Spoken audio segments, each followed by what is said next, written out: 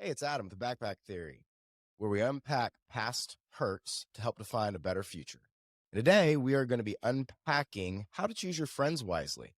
And joining me is my good friend, Kris Murray. What's going on, Kris? Woo!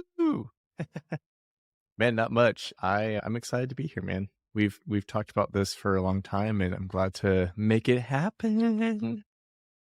Yeah, Kris and I actually have been talking about doing a podcast for almost 3 years now. I think it started over a conversation, well, multiple conversations whenever we started being accountability workout partners about 3 years ago. And that kind of developed into after our workouts every morning, it would turn into these deep conversations. But I mean, our friendship really, I mean, we've known each other for years, Kris, but our friendship really wasn't that deep. And then we just kind of connected again. Mhm. Yeah. Well, we connected over shared interest of going to the gym and being consistent with that, and I feel like we watched our relationship grow in real time as we had more meaningful conversations, and it's kind of what led to, us talking about doing some kind of podcast. It was like, "Hey," like, some of these conversations I feel like are they're really important for us, and I think that other people would enjoy, kind of seeing the evolution of that and kind of understanding where, you can start from somewhere and continue to make progress towards getting better at, friendship, relationship, a task, whatever it was. And, we talked about a lot of different things in those post-workout sessions, but, I don't know, I feel like this is a perfect topic for the, inaugural interview part of the episodes. Yeah, I completely agree. And I mean, I think something that you said, which we were actually just talking about, is the fact that not all friendships start on this really deep, meaningful level. A lot of times it'll start with, hey, you wear Lululemon and you're a guy. I wear Lululemon and I'm a guy. We've got something in common, right? I mean, it starts with Or for commonalities. you, It it's, doesn't start, all birds. yeah, yeah, exactly. And so, I mean, you find these commonalities, and then through those commonalities, basically, you start understanding whether or not you want to pursue a friendship with that person. And so, I mean, that kind of leads me to my first thought, which is like, how do you even figure out what kind of friends you want in your life? Like, I mean, do you figure it based off of what your hobbies are or what you do? I mean, like, what does that even like? How do you look for friends, Kris? Like, where do you look for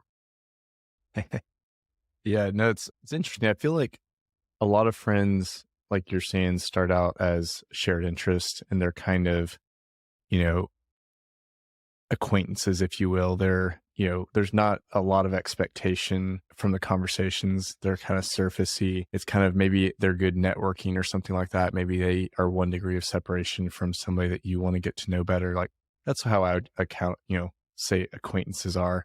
I think that's kind of how everything starts. And then like they can evolve to like a social friend and then past social friend. Like that social friend is kind of where you are going out together, doing different activities that you care about. And then I think that there's like a third level where you're getting a lot deeper and you realize, okay, this is a friendship that is much more meaningful. And for me, I try and pick people that I think that I can have a shared interest with, but they're the type of person and they have the type of character that I can get to that third level with. Because it? for me as an extrovert, it's really easy to make friends. I have plenty of acquaintances and I have plenty of social friends. For me, when you say like, how do you pick a friend? If I'm going to be like really intentional about it, I want to see that they have the core. We have shared core values to where we can reach that third level like pretty quickly. That's my hope anyway. How about you? Like, how do you like? Do you kind of just let life happen and like the people that stumble into your life become Happenstance. friends, or are you a little bit more intentional with that? I think that especially I've never like my dad, my wife, anybody that knows me very well will tell you that I have never met a stranger. A lot of times whenever I meet someone, I probably, have told them I tend to be an oversharer is somewhat of my issue whenever it comes to meeting new people. I'll just tell anybody anything at any time, which can get me into some trouble. But, I think especially in my younger years, so not a lot of people know this about me, but I used to run a nightclub and I worked in restaurants and bars and waited tables. And I think that whenever you're in that environment, you get so used to meeting so many people that you literally have never met a stranger because like your job is Mhm. literally to meet someone, understand what they want, understand what they need, and then basically mirror them. And so I think in my younger years, I wasn't very intentional whenever it came to finding friendships. It was basically just fly by the seat of my pants. If this person's making me feel good, if this person's in the same social circle, if we drink the same alcohol, if we party in the same group, then basically that's who my friends are, because I wasn't really thinking about what I wanted my future to look like. I mean, and I think in those conversations, which is fine. I mean, in your early 20s, I mean, it's really your 20s are really meant to kind of experiment and figure out who you want to be as a person. There's some people I know that really early in their 20s, they were very intentional, and they're really far ahead in life emotionally, and then they've had some friends that have been for a long time, but not every hat fits this, every person the same way. But I think that early in my life, that's kind of how I looked for relationships. And as I've gotten older, as I've taken on more responsibility, as I've had more experiences, and as I've kind of realized who I am as a person and, the direction that God has me going in life, I think that I've been much more intentional finding those people that want to, reciprocate an emotional investment in me. I remember one of my best friends. So this kind of bridges into a part of what I'm sure a conversation will develop into. One of my best friends, he is in his 60s. And the way that I met him was I ran a carpet cleaning company for a few years. Whenever I ran it, I was at his house one day and we were doing a couch cleaning. He had a really nice white suede couch, and I didn't want any of the other technicians to go over there. Went over there, cleaned his couch. Through cleaning his couch, we ended up striking up a conversation because of commonalities. The next thing I know, that, you know, cleaning the couch turned into a 2-hour conversation. That was very deep. It was very in depth. And it was nice because, he had lived so much life that like there was no judgment whenever it came to the conversation. And you could tell that we were both learning from each other. And it was kind of a mentee conversation, but it was like switching back and forth. And my buddy Dave, I mean, we've been friends for 5 years now, and we have gone through a lot together. And that's one of those relationships that basically within the first 2 hours of knowing each other, it went from being very surface to being very deep. And then we've really maintained that deep, transparent relationship for a long time. But I think the older I get, the more of those deep friendships that I yearn for. Yeah. No, I think that's a true model of how a lot of friendships develop. It's like, hey, shared interest or some kind of shared environment. Like, he needed service, you were the service provider. So that kind of environment brought you guys together. But if you guys hadn't struck up a conversation about shared interests, like it wouldn't have developed from there. But I think, for me, it's exactly how all of my relationships have formed. It's either shared environment and then we kind of connect over shared interests, or I just meet somebody that we start talking about shared interest and then it develops there once we see that the core values are aligned. I mean, it's funny. I met you, as back in like high school, but we connected over Homeschool track. homeschool track. Oh, that's what it was. But we connected really, the significant part of our life was over working out. And then for me, my best friend, same thing. I was in college and I was wanting to work out, and I met this guy, Drake, at the gym, and we connected, and he kind of like forced a friendship on me. He's like, you're coming over and drinking this protein shake after the workout. You need to be doing this. And it was kind of like, okay, I want to learn, I want to grow.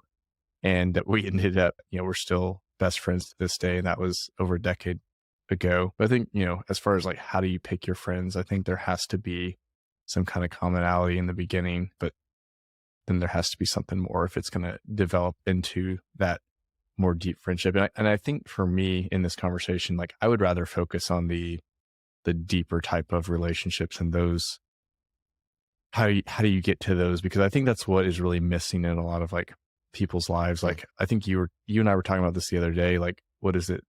Most people only have like 2 or 3 really close friends. I think that's kind of sad because, different important topics can't all be shared with 1 or 2 people. Like, there's different, like you and I talk about certain deep things that I don't talk about with other people. And the same thing, I'm talking about with other people, certain deep things that I don't talk about with you. And I think having a lot of really close friends is super, super important for men and women.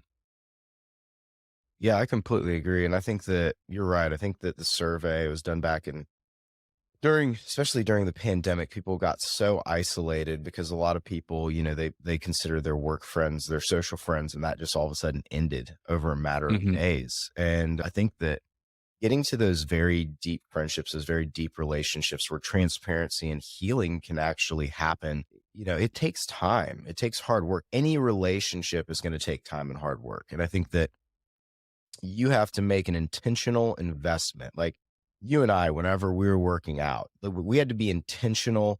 And we also, we held each other accountable. Like we would, we'd rag each other and stuff, but like there had to have been an intentionality for both of us, not just to show up at the gym, but then, after showing up to the gym, starting to share and starting to open up with each other about hardships that we're going through. And I feel like, especially when it comes to men, becoming vulnerable and exposing weaknesses, just exposing the fact that like sometimes I have this anxiety that is overwhelming that I don't know how to deal with it. And sometimes I just, I feel like I can't talk to my wife about that, or I feel like maybe I can't go to my dad about that. And sometimes it's nice to just have a friend that without a reasonable doubt you can go to and say, man, listen, like I'm really dealing with a hardship right now. And I really need to let you know that I'm going through that. And the amazing thing about it is when you have friendships like that and you become that vulnerable,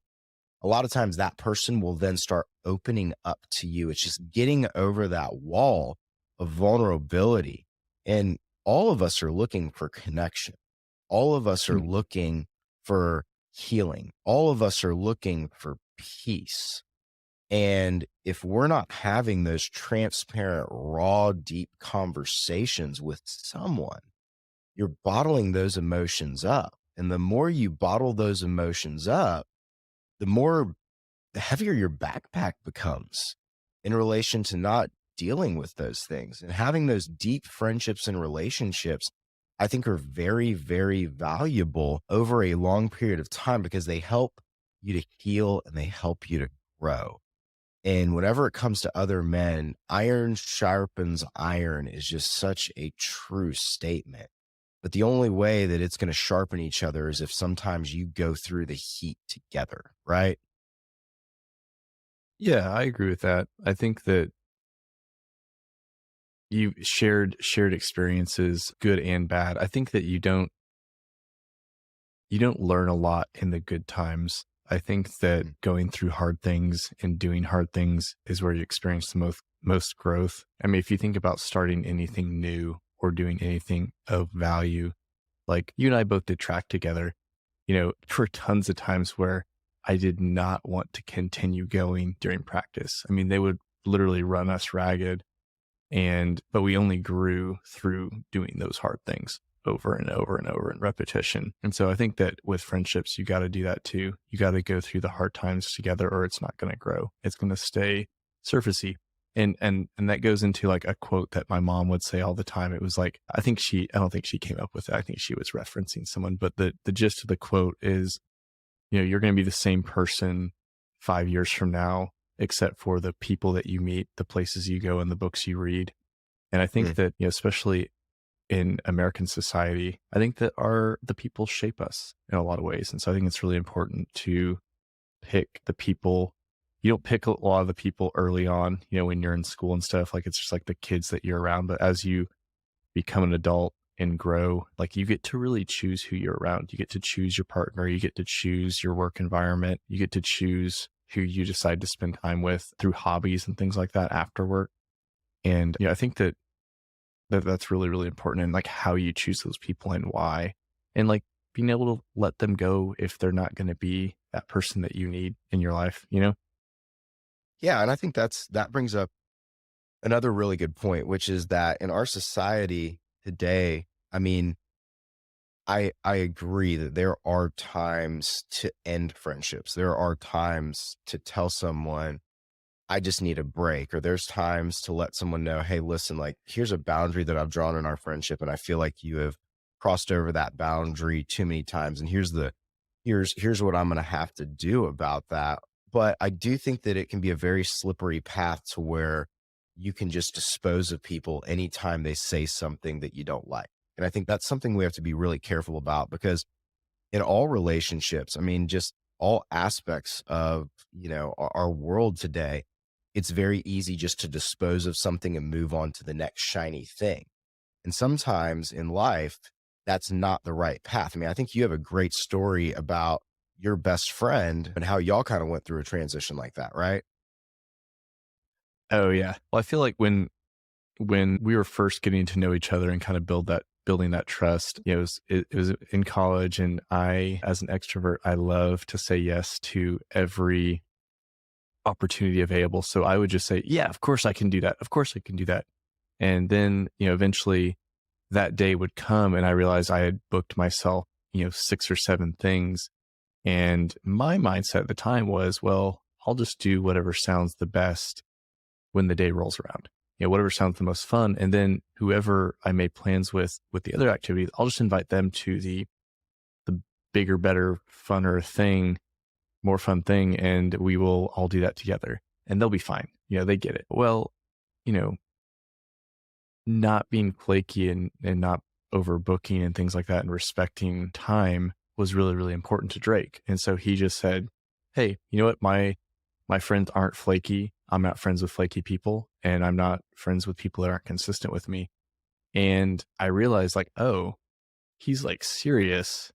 He's not just kind of floating through life, kind of trying to experience the most fun thing. He's intentional with his friendships and with his time. And if I'm going to be friends with him, I can't do this to him again. And so from then on out, I was very consistent and I never flaked on him. If I said I was going to do something, I did it. I kept to my commitment. And if I, wasn't going to be able to do something, if something realistically came up, I gave him as much notice as possible instead of just saying, oh, he'll be fine, and good communication. So I think it taught me a lot about good communication and good boundaries, because realistically, if I hadn't respected that, we would not be friends today. And I wouldn't have had, a lot of great experiences with this guy. He's become my best friend. So yeah, I think it's So, important. how do you feel like y'all got to that level of transparency, though, where he felt like he could come to you and tell you that? Man, I can't really speak for him, but I can speak for myself as I've gotten older. I think it's really understanding what your non negotiables are in a friendship. I think a lot of friendships start out, kind of laissez faire and, kind of go with the flow. And, as you spend more time together, it's like, hey, if we're going to be friends, like this is kind of what I expect out of my friends. I expect my friends to be, like you said earlier, you want deeper friendships that are transparent. You want them to be honest with you. You want them to hold your confidence. In another conversation we were having, you were talking about how it was really important for, if you share something that is confidential, like it remain confidential. So I think as we get older, I think that we start to realize what we want in a friendship instead of what's just offered. It's like, what do we need out of that? And what are we going to expect? And, where do we have grace and compassion? So I don't know. Yeah, and I think Can I grace ask and you a compassion question? is How do something you that, feel about that? Like, what are your, like, we've talked a little bit off camera about it. What are your thoughts on that? on what exactly? Just like, I guess we're talking about boundaries in friendships and how to, what do you like, how do you choose and what do you expect out of a friendship? And do you have any Yeah, I mean, I examples you think can that, give us okay, yeah, of I that? just, you know, I think of some friendships that I had whenever I worked in the club business and whenever I was younger. And I can see some friendships that I had that for a period of time, now looking back, were very, very toxic. And I am a people pleaser, right?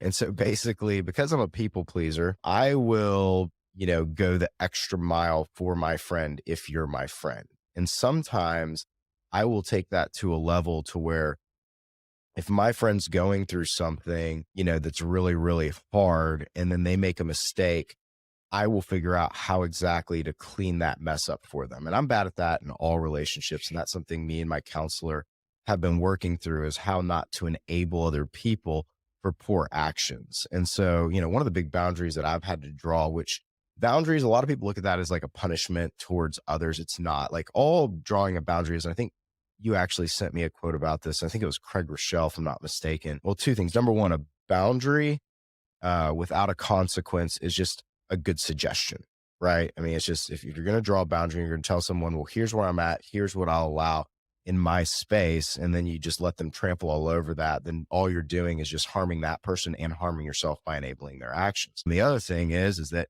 drawing a boundary, you're not creating a punishment for someone else. You're actually creating protection from yourself. Because a lot of times, especially if you have the same kind of personality I have, which is going out in the world and just loving everybody, you can get yourself into some very emotionally tangled situations by basically just allowing someone to continue to run over you over and over and over again, or encroach on whatever your personal space is. And so I think looking for people that actually respect those boundaries, and whenever you're transparent with them, they're also going to be reciprocal, and they're going to let you know where their boundaries are as well. And, Mhm. I think that meeting consistently with groups of men and talking about these topics is something that's very healthy. I had some guys that I met randomly, kind of like a surface conversation. And then, I ran into them at the gym, and we had a kind of a surface conversation. And then we had a really deep conversation one day that led into us going, you know what? Like, I really enjoy this depth of conversation. Maybe we should take this to the next level and all meet up together and then start a group chat to talk about these things that we're going through at this point in our life. And I think that can be very healing as well whenever it comes to relationships, is involving more than just you and one other person, and involving a group so you can get multiple perspectives of what other people have gone through and learned. Yeah, dude. You brought up Craig Rochelle, and then you brought up groups. Like, we were having this conversation the other day about how he shared in one of his sermons, when he got married, he really didn't have any married couples in his life that he was like, hey, I want to model my marriage after these people. Like, I want to learn from them. And so he sought out like an older couple that, really had a lot of life experience and had a great, strong, long lasting marriage, because that's what he wanted. And then lo and behold, that couple had a bunch of similar like-minded friends that all together over years now, they've become really, really close, and they've lived life together. They've shared in a lot of, successes and failures, but they've really held each other accountable to what they all expect and want out of their marriages and their friendships and their relationships. And I think, man, that's so important, because I think that a lot of times it's like the blind leading the blind, because of, we meet in the same kind of life seasons. You're attracted and you meet the people, that are your age and your economic condition, or whatever you want to call it. And then you start to live life together because you can have fun and enjoy the same things, but you're not growing because they're not pushing you to be better in your relationships. So I think, it's important to have mentors that have, and that could be in, one-on-one, that could be in marriages, that could be in a lot of things, but you're going to become like, there's that old quote. It's like you are the combination of the 5 people that you spend the most time around. So I think really understanding who you want to be, and what you expect to be, and what you expect of the people around you, like, that's how you need to really start to choose your friends, and like look at the character of those people. Look at their friends, like, if you and I had started, we probably wouldn't have spent as much time together if you were still in the club business and you were going out and you were partying all the time. We just wouldn't have connected on the same level, because I would have looked at it and said, you know what, he's friends with a lot of people. He spends a lot of time around people that, that's just not a lifestyle that I've chosen, and it's not the type of people I want to be around, Yeah, that or brings spend a up a significant good amount of time around, I other. guess I should say.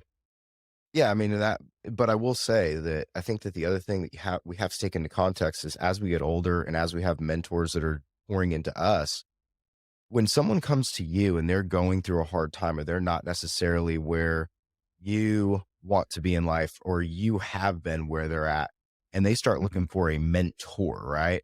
I think that's a good time to go to someone who is your mentor and say, hey, listen, like, I've got this person in my life that basically I'm starting to hang out with, and I know that they've got a lot of unhealthy habits. but they're coming to me looking for help. They're coming to me looking for Mhm. wisdom.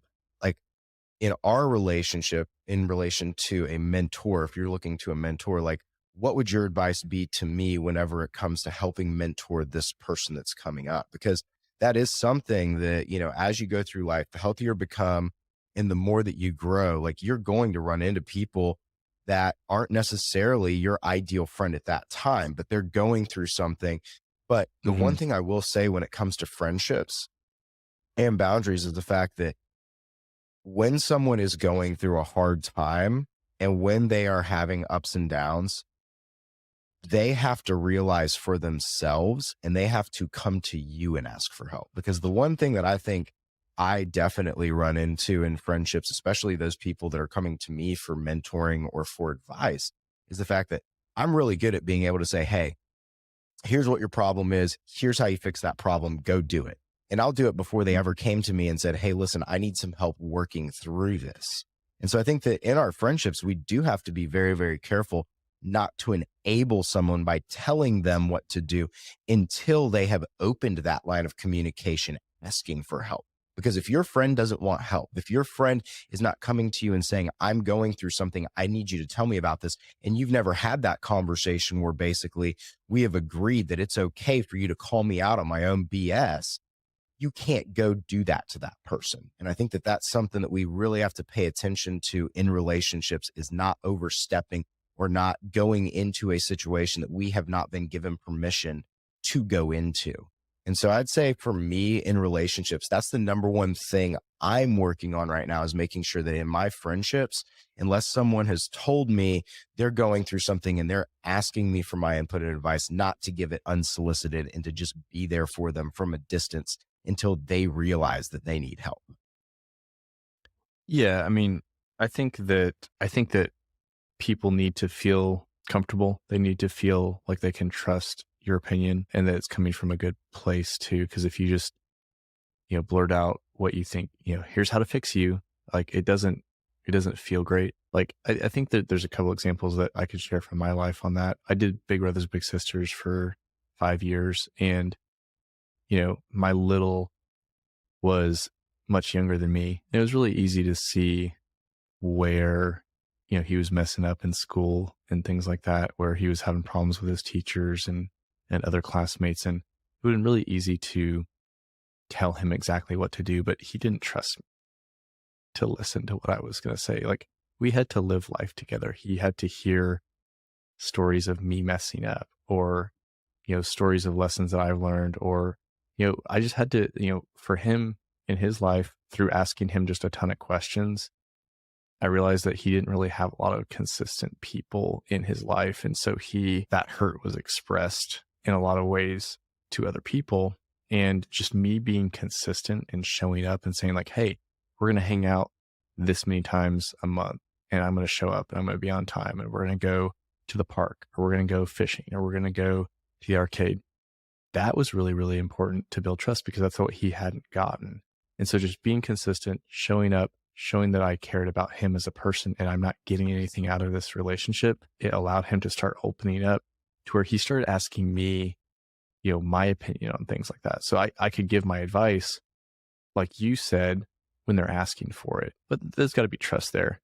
And, same thing with a lot of my mentors. Like I'll continue on this bunny trail just a little bit longer. Like one of the mentors that I've got in my life over the last year, we met through like a Bible study, and, it was a big group, and I never really got much or any really one-on-one time with him, but the stories of his faith through hardship and trials and tribulations and just all this different stuff, where he had peace through these storms, these crazy storms, where I was just like, man, I don't know how he's handling this. He's telling me these stories that he's experiencing right now, and he's in the middle of this storm, but he has such peace about him and he has confidence that God is going to bring him through this. And I was blown away by this. And anyway, I tried to meet up with him. I tried to reach out to him, and he was really busy, and that wasn't going to happen. But at the time, but months later, I don't even remember. I think it was about a year later. I was going through a really, really hard time. It was a time in my life where I literally was telling myself that God, or telling God, I have no faith left. And in that moment, he reached out to me out of nowhere, essentially, and said, "Hey, we got to meet up." And when we met up, I was like, I don't know why we're meeting up because we had never met up one on one. And he said that God told him that, he needs to meet up with me. And, he put a bullseye on me for him. And he was like, I don't know what's going on exactly in your life, but I don't like it and I'm mad about it. And, you know, I've got faith for both of us. He made that statement. And it was so significant because it was like, man, I didn't ask for this relationship. I think that a lot of times we try and control and make things happen with relationships because we want an outcome. And I think that if we follow the process and we just show up consistently, I think that relationships develop that way. We don't have to control it. Cause like I wanted to meet the guy. I wanted to like ask him questions. I wanted to get his secret sauce earlier, but it probably wouldn't have been as impactful as letting God take the lead and letting it naturally progress. And now, we meet up pretty regularly and he's become a really important mentor in my life. And that would have never happened if I had tried to really take the reins. So I think being intentional, but also trusting that the relationships are going to develop the way they need to is important for me anyway, from my experience.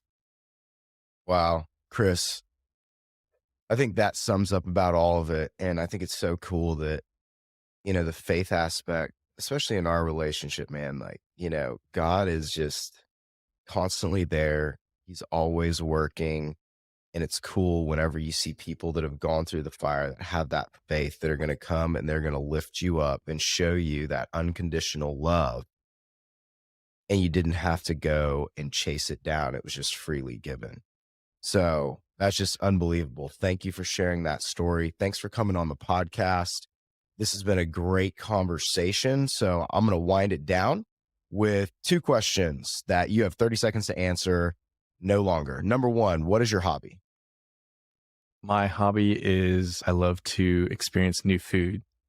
I am a food blogger that doesn't blog. I just go check out the new places, eat the new food, invite my friends to hang out with me and experience that with me. I love doing it.